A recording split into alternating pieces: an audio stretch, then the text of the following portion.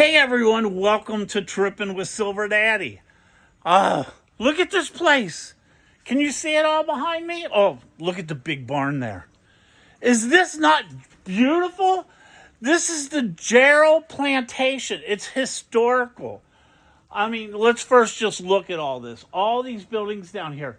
There's like black ships and different things, chicken coops and, where they do their grain and all this. This plantation has been here before the Civil War.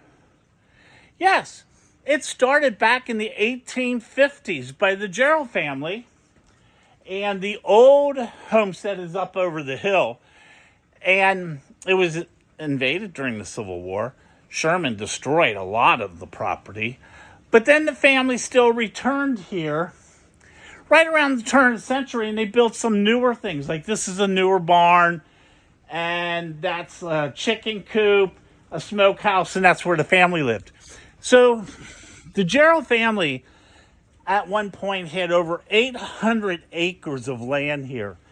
Now, this was a cotton farm, a cotton plantation, and here's what I really love about this place.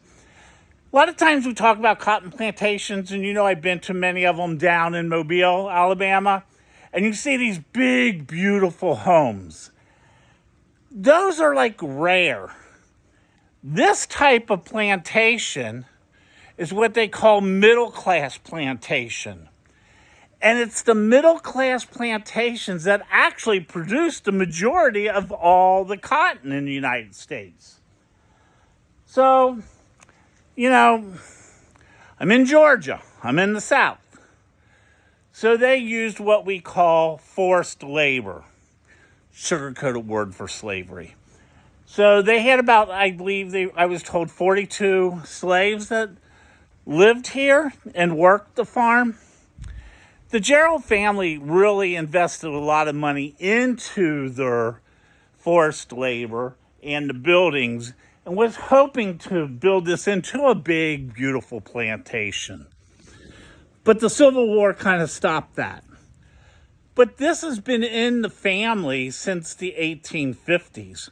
There's actually a house up on the hill that was built in 1920 that is still used by the relatives of the Jarrells. I think it's fourth generation, I was told.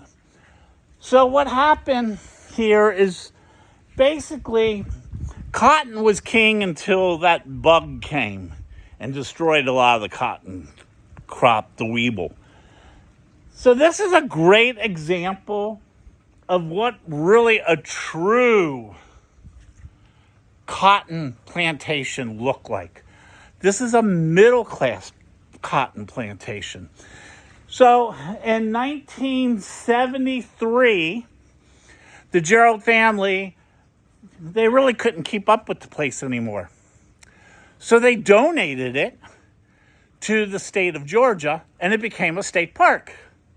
And it was open to the public, and I think it was like 1976. But back in 1973, it actually became registered a historical place.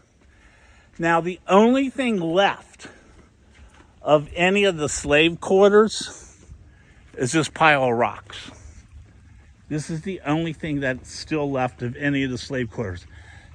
Because after the Civil War, when all the slaves were free, they didn't really need them anymore, these quarters. And because they didn't need the quarters, they just kind of went to ruins. And you can see this says slave cabin, tenant house, ruins from the 1850s. So this is all that is left from that period. Hey, I love history. And I'm telling you, this is not far from I-75. Now it's open on Thursday through Sundays. So if you're in the area during that time, guess what?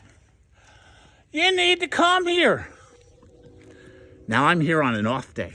There was a really nice guy that let me in and showed me everything. So I feel very lucky. It's a beautiful place. If the sun was out, but I still am having fun. Hey everyone, I hope you enjoyed this. And remember, as always, love, peace, and respect. You've been watching Trippin' with SilverDaddy. Bye.